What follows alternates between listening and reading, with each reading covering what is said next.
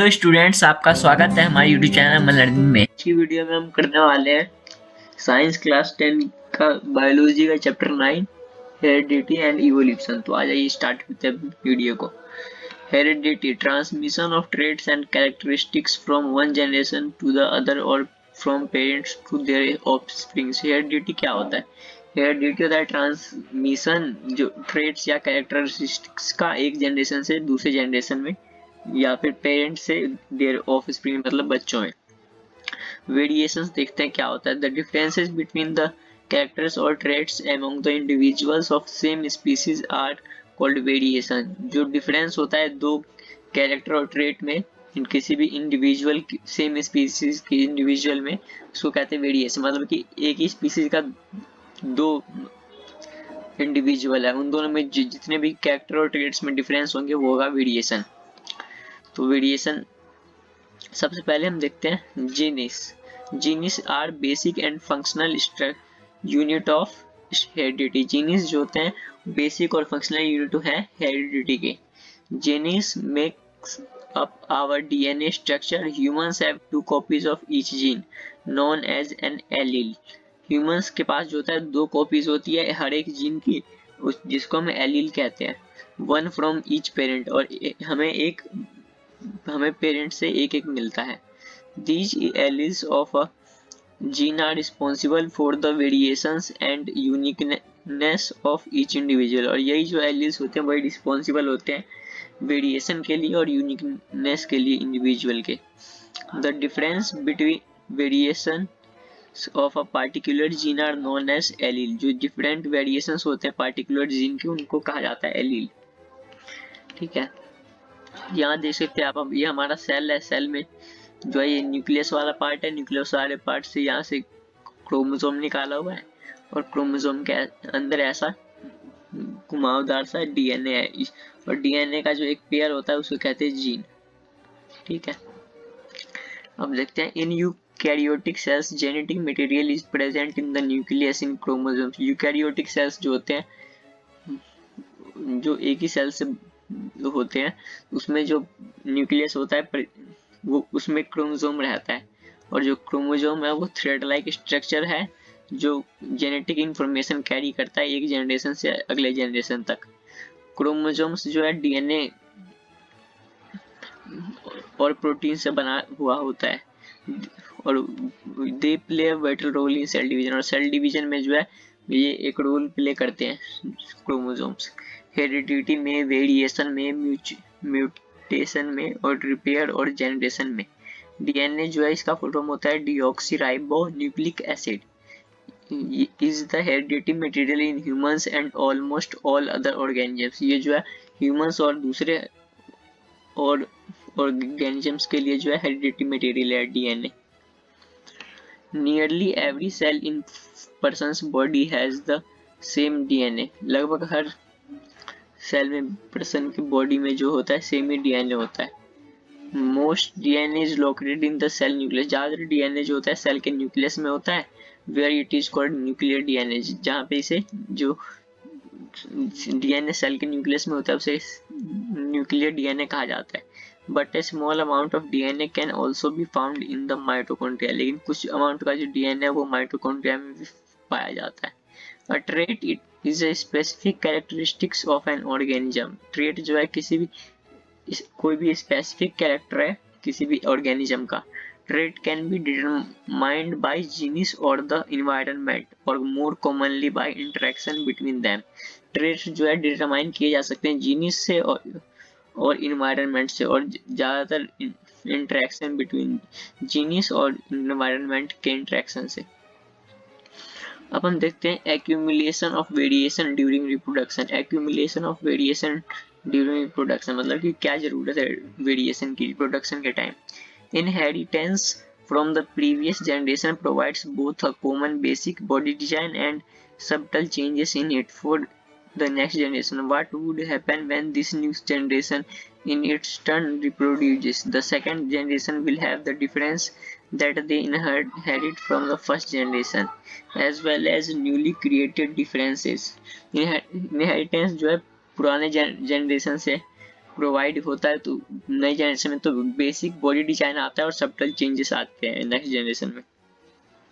अगर क्या होगा अगर नया जनरेशन जो है वो भी रिप्रोड्यूस करे तो जो सेकंड जनरेशन आएगा उनमें डिफरेंसेस भी होंगे फर्स्ट जनरेशन से और नई नई चीजें भी क्रिएटेड होगी उनके डिफरेंसेस में। Figure 1 would represent the situation if a single individual reproduce as happen in asexual reproduction। ये जो फिगर 1 है ये बताता है कि सिंगल इंडिविजुअल जो है ये डिवाइड हो रहा है असेक्सुअल रिप्रोडक्शन में, तो 2 में हुआ है, फिर भी ये 2 जो है वो भी 2 में हुआ है। इफ वन बैक्टीरियम डिवाइड, अगर एक बैक्टीरियम डिवाइड होगा तो जो दूसरे रिजल्टेंट बैक्टीरिया है वो भी डिवाइड होंगे और 4 जो है वो भी बहुत सिमिलर ही होंगे। There would be only very minor difference between them, उनमें जो है कुछ ही माइनर डिफरेंस होंगे। ठीक है, generated due to small inaccuracies in DNA copying, और उनमें जो है ये जनरेट हुआ है स्मॉल इनएक्यूरेसी, मतलब एक्यूरेट नहीं हुआ है डीएनए कॉपी, तो इसी वजह से ऐसा हो गया है। If sexual reproduction is involved ever greater diversity will be generated, अगर यहाँ पे सेक्सुअल रिप्रोडक्शन होता तो ज़्यादा वेरिएशन पाया जाता।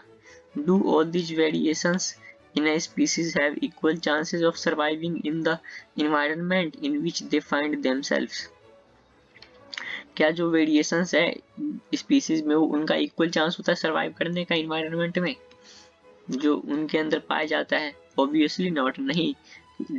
Depending on the nature of variation, different individuals would have different kinds of advantage. Bacteria that can withstand heat will survive better in a heat wave. Some variations do not help the organism to adjust to the changes in the environment and they may die and become extinct. Nature पे depend होता है variation, different individuals का different kind होता है advantage का। जैसे कि bacteria जो है उसमें कुछ ही बैक्टीरिया जो है हीट व हॉट वाटर में सरवाइव कर पाते हैं, ज़्यादातर बैक्टीरिया जो है या तो ख़त्म हो जाते हैं, और इसलिए जो होता है कोई कोई वेरिएशन जो है हेल्प नहीं करता ऑर्गेनिज्म को उनको जो है इन्वायरमेंट के साथ चेंज करने में, और या तो ये वो मर जाते हैं या एक्सटिंक्ट खत्म हो जाते हैं। अब देखते हैं डिफाइन द फॉलोइंग। हेरिडिटी हमने पढ़ा था, वेरिएशन भी पढ़ा, डीएनए, क्रोमोसोम, ट्रेट, जीन सब पढ़ा है हमने। If a trait A exist in 10% of a population of an asexually reproducing species and a trait B exists in 60% of the same population, which trait is likely to have risen earlier? दो trait है, एक trait 10% rise हुआ है A और एक trait B है जो 60% rise हुआ है, तो इसका सेम पॉपुलेशन में तो कौन सा ट्रेट जो है पहले अराइज हुआ है? सबसे पहले अराइज जो हुआ है ये हुआ है ट्रेट B। अब हम हेरिडिटी एंड इवोल्यूशन के बारे में पढ़ेंगे। हेरिडिटी हमने पढ़ा था पिछली वर्कशीट में, transmission of traits and characteristics from one generation to the other, traits और कैरेक्टर्स का ट्रांसमिशन एक जनरेशन से अगले जनरेशन तक। The most obvious outcome of the reproductive process still remains the generation of individuals of similar design. The rules of heredity determine the process by which trait and characteristics are reliably inherited. जो सबसे ज़्यादा obvious outcome जो है reproductive process का वो अभी भी generation individual के जनरेशन की तरह सिमिलर बॉडी डिजाइन होता है, और जो रूल है हेरिडिटी वो डिटरमाइन किया जाता है प्रोसेस से कि ट्रेट और कैरेक्टर्स जो है कैसे रिलायबली इनहेरिटेड होते हैं। अब हम देखते हैं इनहेरिटेड ट्रेट क्या होते हैं। A child bears all the basic features of a human being, however it does not look exactly like its parent and the human population show a great deal of variation। ठीक है, जो child है वो अब human being की तरह ही होता है, मतलब कि वो एग्जैक्टली, लेकिन तभी भी वो अपने पेरेंट्स की तरह एग्जैक्टली नहीं दिखता है, और ह्यूमन पॉपुलेशन में भी जो है बहुत वेरिएशन दिखने को मिलता है, जैसे कि फ्री और अटैच्ड ईयर लॉब्स जो होता है हमारा कान का, ये तो वो कई लोगों में फ्री होता है, कई लोगों में अटैच्ड होता है ह्यूमन पॉपुलेशन में। और यहाँ पे जो आप ये फोटो देख रहे हैं ये है ग्रिगोर जॉन मेंडल, जो कि फादर ऑफ जेनेटिक्स भी कहलाते हैं। अब हम देखते हैं इन्होंने क्या क्या किया। सबसे पहले देखते हैं rules for the inheritance of traits of Mendel's contribution. ठीक है, रूल्स देखेंगे। The rule for inheritance of such traits in human beings are related to the fact that both the father and the mother contribute practically equal amounts of genetic material to the child. This means that each trait can be influenced by both paternal and maternal DNA. Thus, for each trait, there will be two versions in each child. जो rule है inheritance का कुछ traits के लिए human beings में वो related है इस फैक्ट पे कि जो फादर और मदर ने जो कंट्रीब्यूट किया है जीन्स का अमाउंट मटेरियल चाइल्ड को, तो इसका मतलब वो होगा कि हर एक ट्रेट जो है उनका इन्फ्लुएंस होगा और बोथ पैटर्नल मतलब पिता से प्राप्त हुआ और मैटरनल मतलब माता से प्राप्त हुआ भी डीएनए होगा उनके पास, और इसलिए जो इस हर एक ट्रेट होगा वो उसके दो वर्जन होंगे, एक पापा की तरफ से एक मम्मी की तरफ से चाइल्ड के लिए। अब हम देखते हैं reasons for choosing garden pea plant for his work on inheritance. ये जो मेंडल थे उन्होंने पी प्लांट पे जो है बहुत सारा मतलब कि रिसर्च किया था, वर्क किया था बहुत ज़्यादा, तो वो ऐसा क्यों किया उन्होंने, हाँ ये पढ़ेंगे हम। Mendel used a number of contrasting visible characters and characters of garden peas Pisum sativum. Garden peas जो है उनका नाम है, साइंटिफिक नेम है पाइसम सैटिवम। तो मेंडल ने यूज किया था बहुत सारे number of visible characters garden pea में। उन्होंने गार्डन पी इसलिए चूज किया क्योंकि जो अवेलेबिलिटी थी डिटेक्टेबल कंट्रास्टिंग ट्रेड्स की बहुत सारे सेवलर कैरेक्टर में थी, आसानी से हमें दिख जाता था कि येलो है, ग्रीन है, वायलेट फ्लावर है, व्हाइट फ्लावर है, ये सब। Short life span of the plant, जो प्लांट का लाइफ स्पैन था वो भी बहुत छोटा सा था। Normally allow self fertilization but cross fertilization can also be carried out. जो है सेल्फ फर्टिलाइजेशन नहीं होता था लेकिन क्रॉस फर्टिलाइजेशन भी हो सकता था। Large number of seed produce, जो सीड थे उनके सीड बहुत लार्ज नंबर में प्रोड्यूस होते थे। हम देखते हैं हेरिफाइंग हेरिडिटी, तो हमने पढ़ा क्या होता है। The plant on which Mendel performed his experiment was garden pea, हमने पढ़ा। Right the scientific name of that plant pisum sativum, हमने पढ़ा। Name any two variants found in human being, free and attached earlobes, free earlobes, attached ईयरलॉब्स।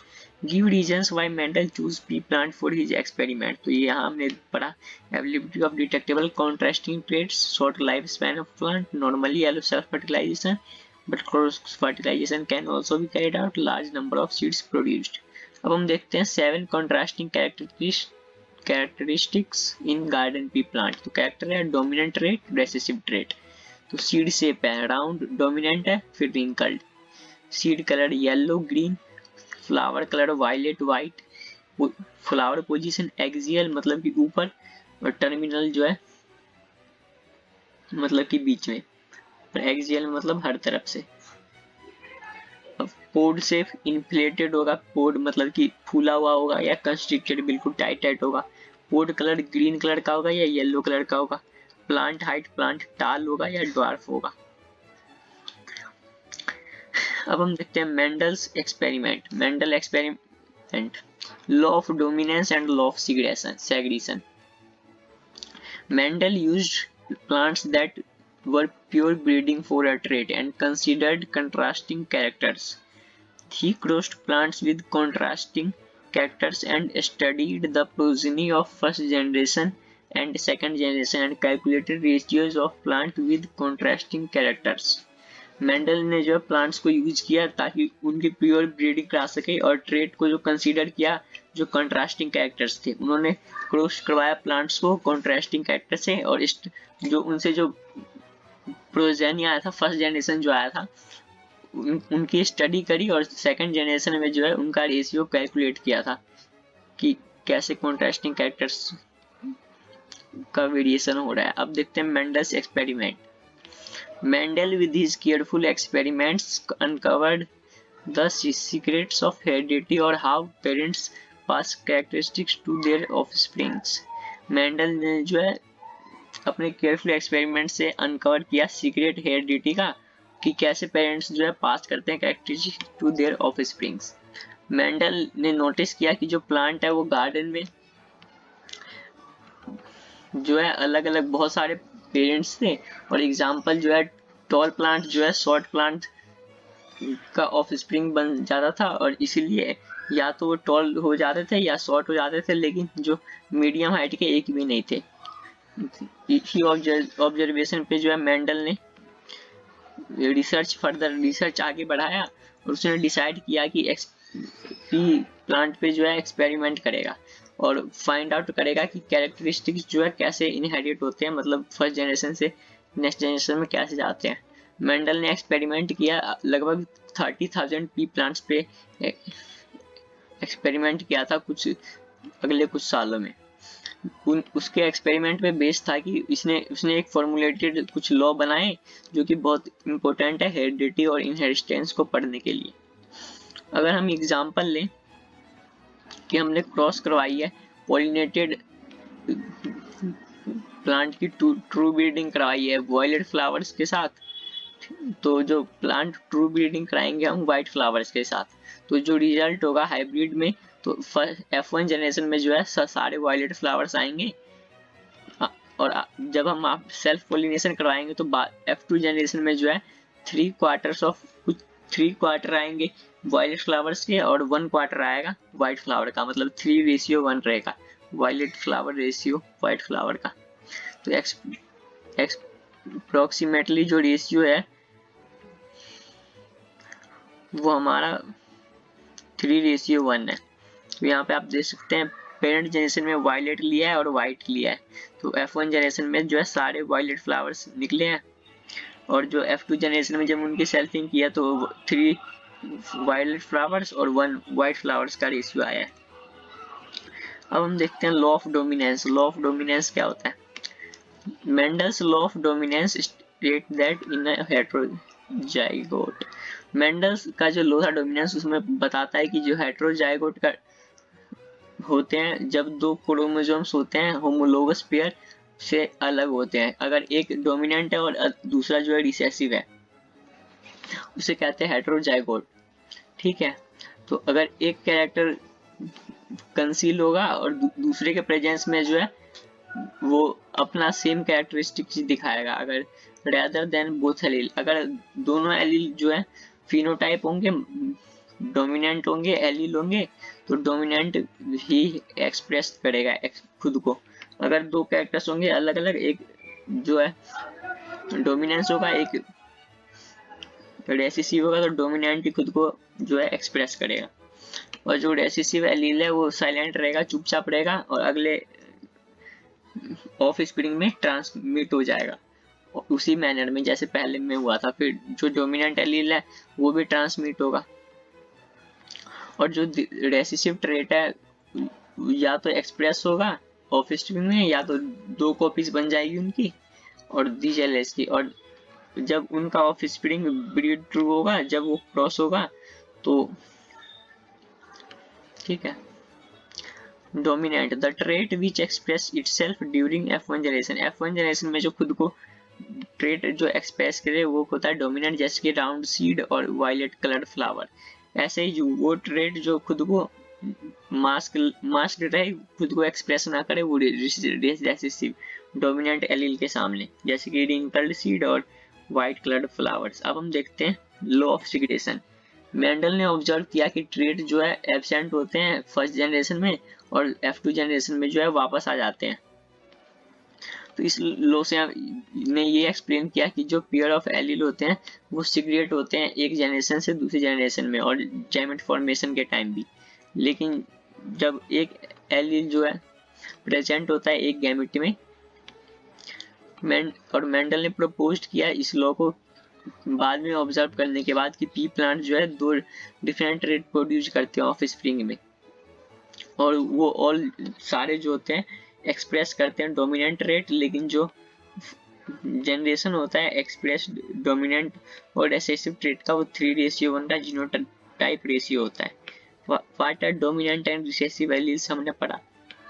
Sketch of monohybrid cross showing law of segregation, तो यही है। ठीक है, a trait may be inherited but may not be expressed, justify the statement with an example। तो इसमें हम law of dominance वाला example दे सकते हैं, और ये अभी हमने पढ़ा उसे कहते हैं लॉ ऑफ सिग्रेशन, और इससे पहले जो हमने पढ़ा था उसे कहते हैं लॉ ऑफ डोमिनेंस। और मेंडल का एक और लॉ है जिसे कहते हैं लॉ ऑफ इंडिपेंडेंट असॉर्टमेंट, अब पढ़ेंगे।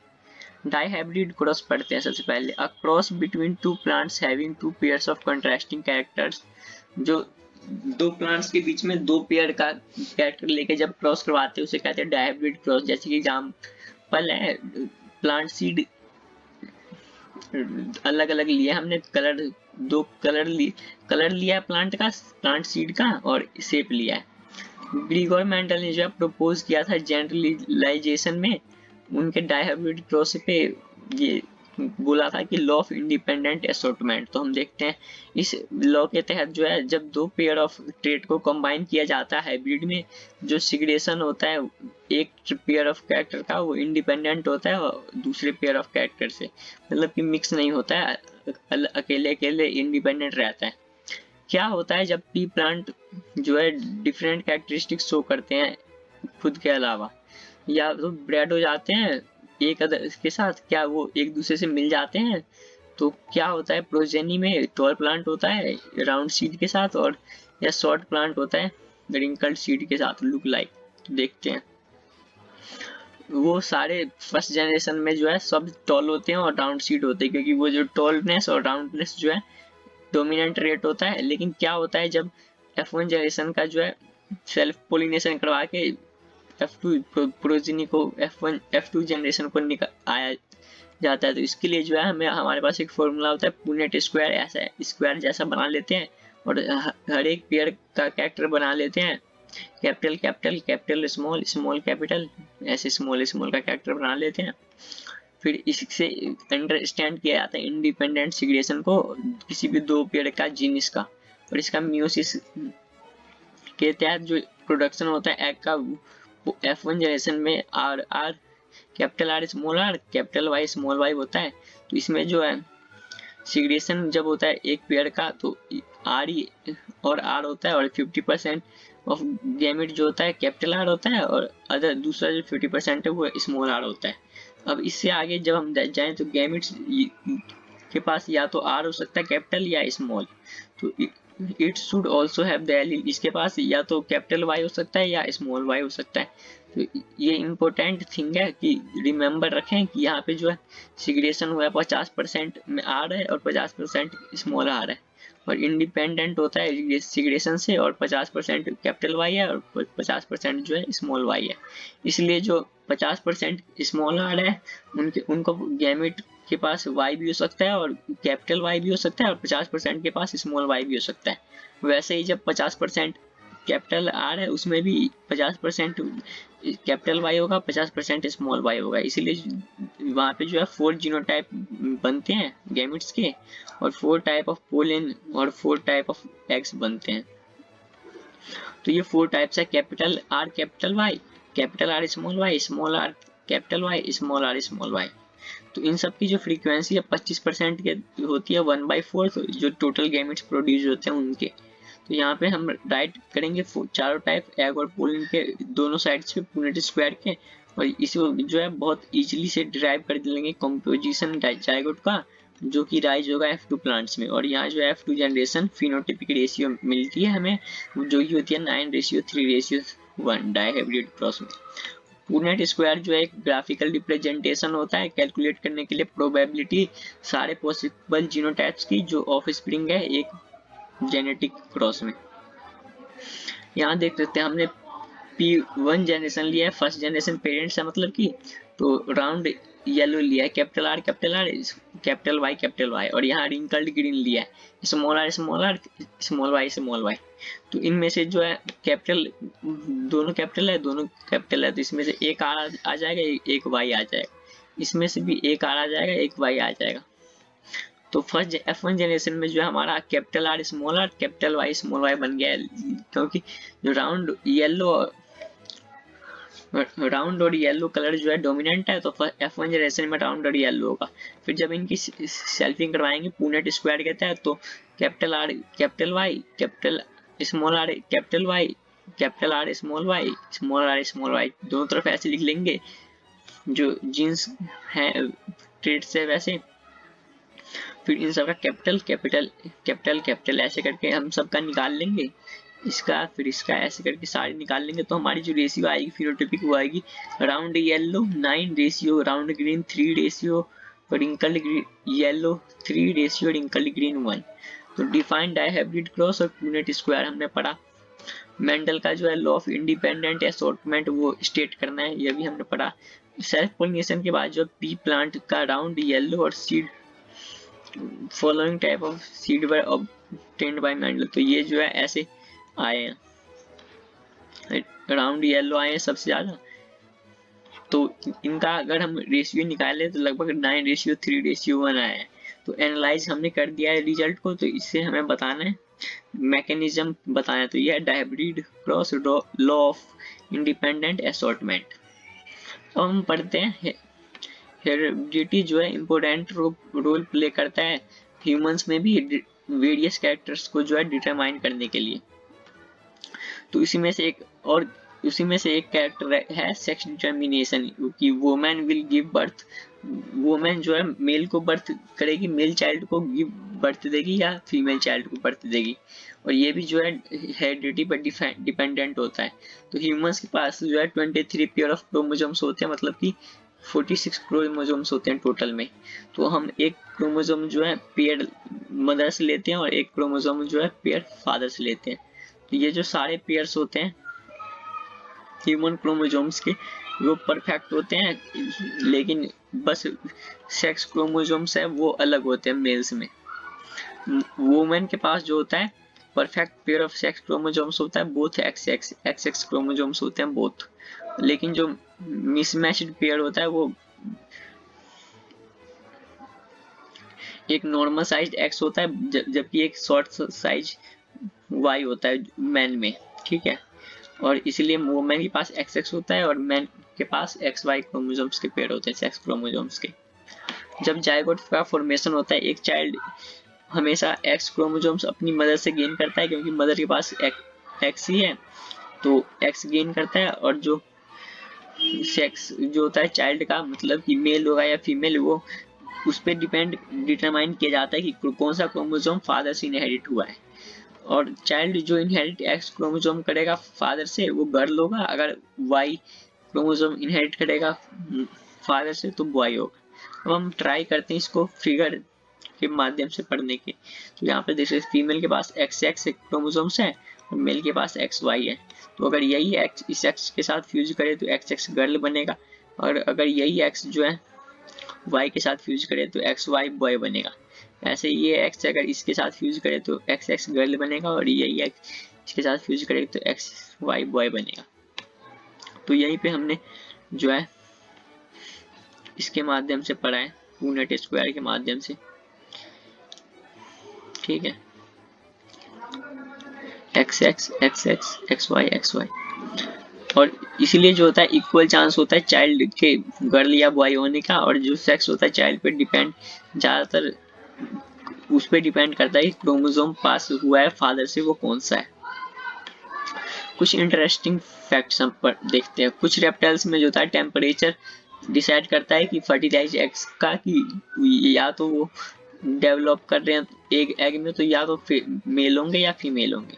कुछ एनिमल्स में जो है जैसे कि स्नेल्स इंडिविजुअल्स में जो है उन सेक्स चेंज कर सकते हैं खुद से ही, इंडिकेटिंग जो सेक्स है हमेशा जेनेटिकली डिटरमाइन नहीं होता है इनके में, कुछ एनिमल्स में जैसे कि स्नेल्स।